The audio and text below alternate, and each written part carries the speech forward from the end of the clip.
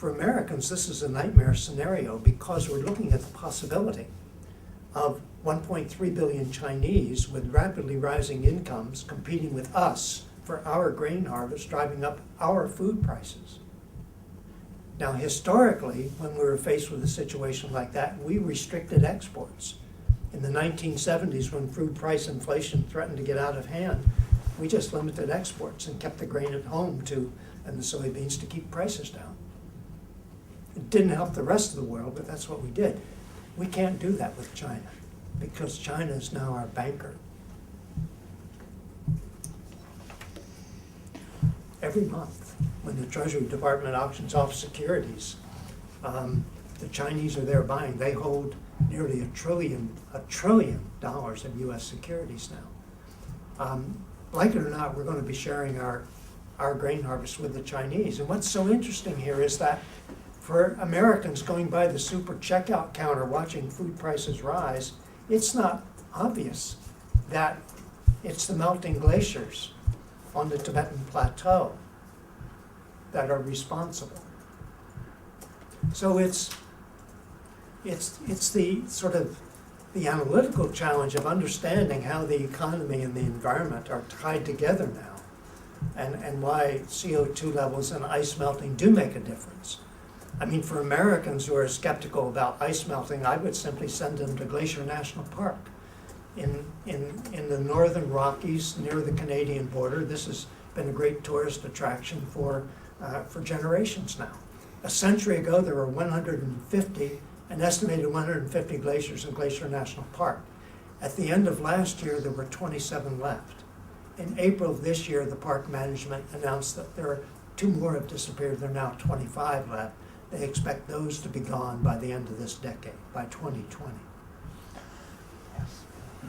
For American doubters, I would simply urge them to go to Glacier National Park and see for themselves what's happening. This is not a minor change. Yes?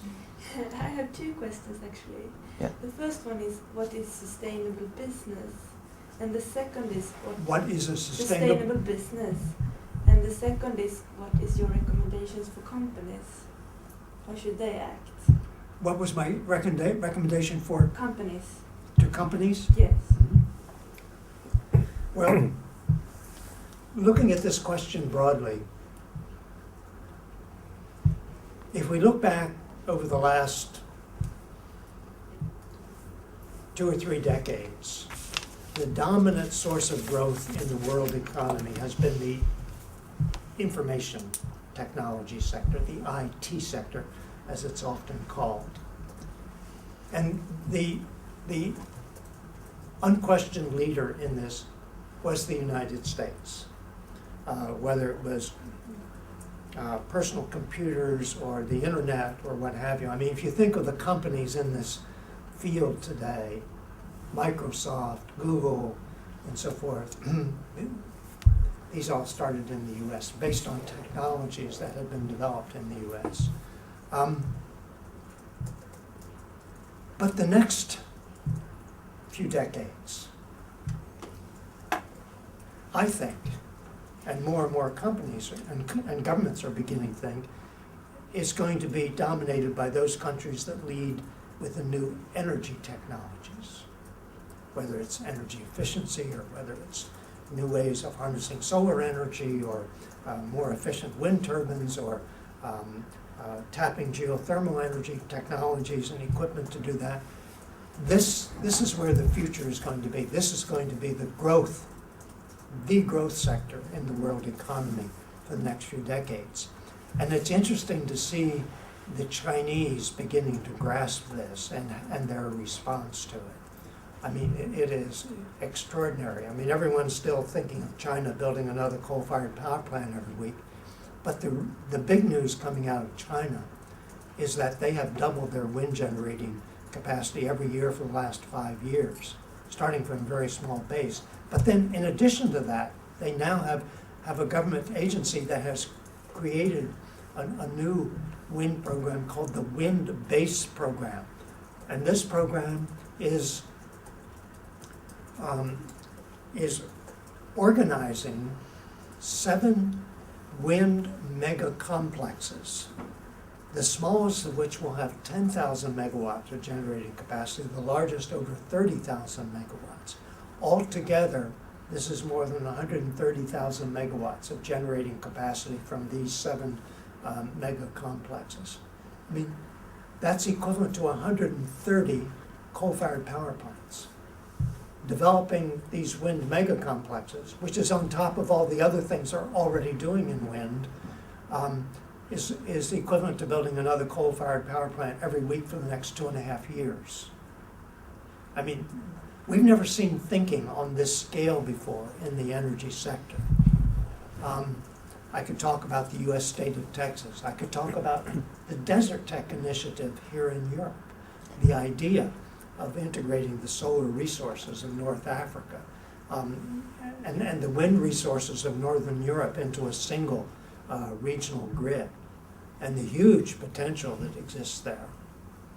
I mean, China can increase its total electricity generation 7-fold from wind alone.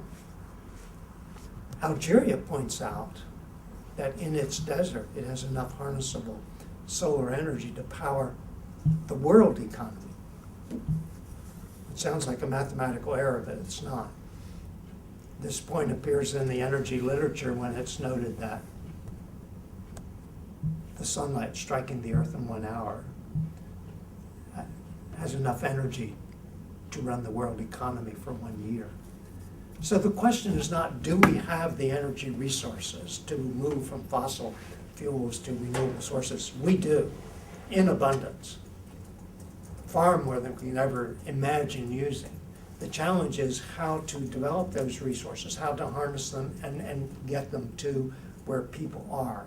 And that's what the growth of the next generation, the economic expansion of the next generation is going to be centered around. Now I'll have to say that a few questions.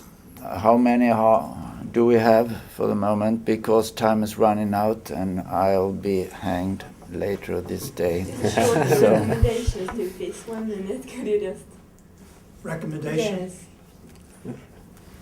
For corporations? For companies. If I were a corporation, I would be trying to visualize what this new world will look like, because shifting energy sources will restructure the global economy in the same way that information technology restructured the global economy, not so much in a geographic sense, but in a structural sense.